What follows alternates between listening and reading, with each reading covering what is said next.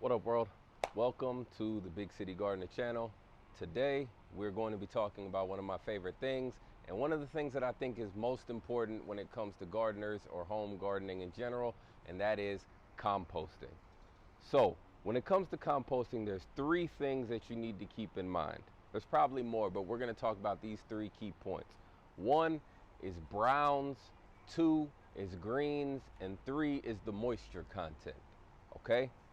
Now, what falls into each category? Browns consist of things like shredded newspaper, leaves that have fallen off the tree have already started to turn brown and decay, straw, hay, coffee grinds, anything like that.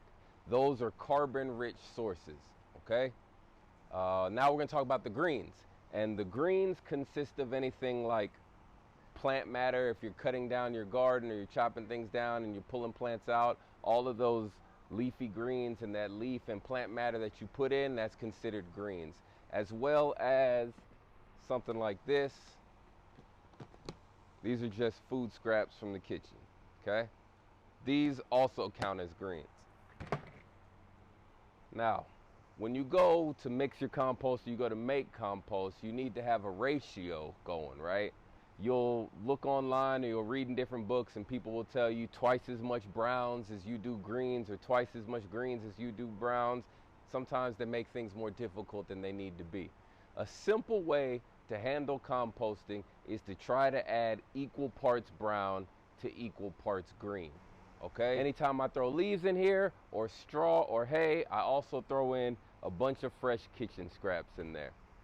The ratio between the browns and greens is what helps heat up your pile and cause your pile to do what they call cook. And when they say cook, they just mean that the internal temperature of your pile is hot, like 140 plus degrees. That heat, what it does is as your pile heats up, it starts to kill off a whole bunch of bad things that you don't necessarily want in your garden, from bacteria to diseases to fungi, okay? Now, each one of these dies off at a different temperature.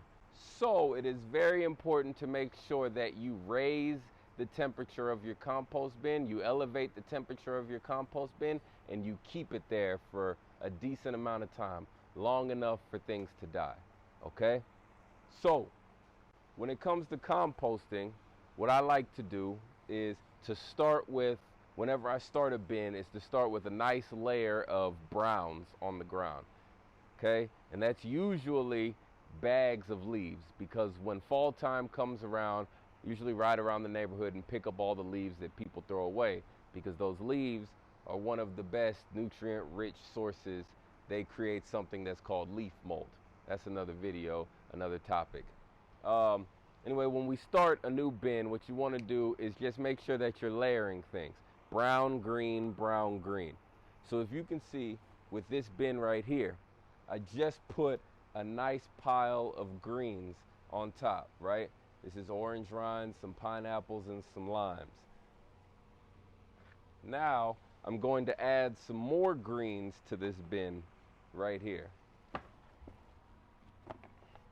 Now, when it comes to composting, a lot of people are going to tell you, oh, it smells bad, or it attracts pests and vermin.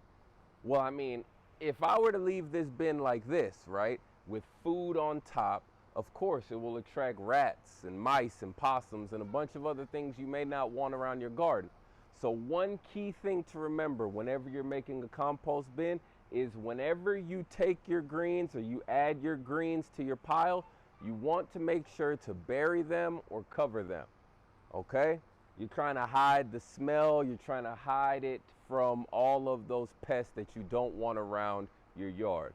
So if somebody tells you that you can't compost if you have a small garden area, or even if you only have a balcony, they're wrong.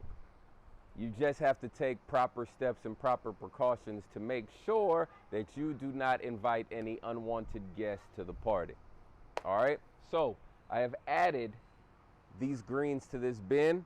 I could either take it now and turn it over, but what I'm gonna do is just put another layer of hay on top of this to bury it. I've already added the greens to the bin. Now, next thing to do, take some sort of browns. I happened to get this hay from one of my favorite stores in Houston, Quality Feed and Garden. Now what I'm going to do is bury the greens, right?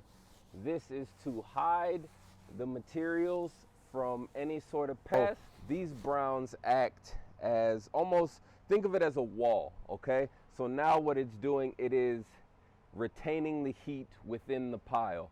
Hey, check out our little friend right here.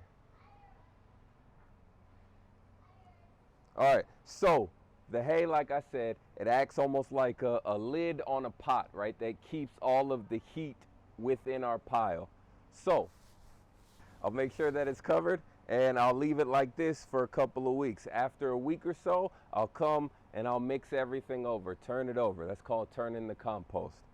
Get you a little pitchfork, dig it down, put what's on the bottom on the top.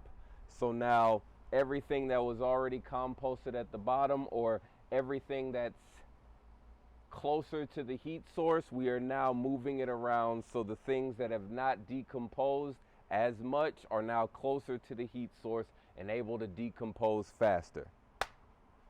So that's basically what is compost. Now, what do we do with this compost after we have made it? Well, compost is probably one of the to your garden, if not the best thing you can add to your garden, right? You can use it like a mulch on top of the soil, and that will help prevent water evaporation. So it helps retain the moisture in our soil during the summer and the hot times.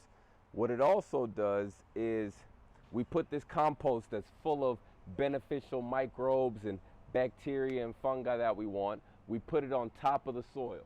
So as it rains, that water helps take all of the nutrients down into the soil, okay? So it acts like top dressing.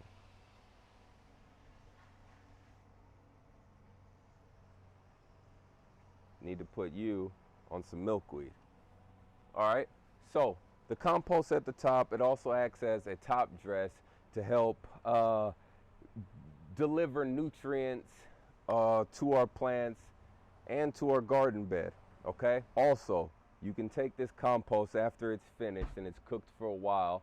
You can take this compost and use it to make a super garden solution, a garden tea. Whether you aerate it or you do not aerate it, that's up to you. If you don't know about garden teas, you can check the video. I don't know where it is. Maybe I'll link it down below. That's all we got. So today we were just talking about what is compost and a very brief overview of how to make compost. We'll get more in depth in future videos. If you like this video, you found it informative, helpful, whatever it may be, don't forget to subscribe to the channel. And if you like it, maybe one of your friends who's into gardening or not into gardening might also like the channel. So feel free to share it with a friend or two. I want to say thank you for spending your time with me here on the Big City Gardener YouTube channel.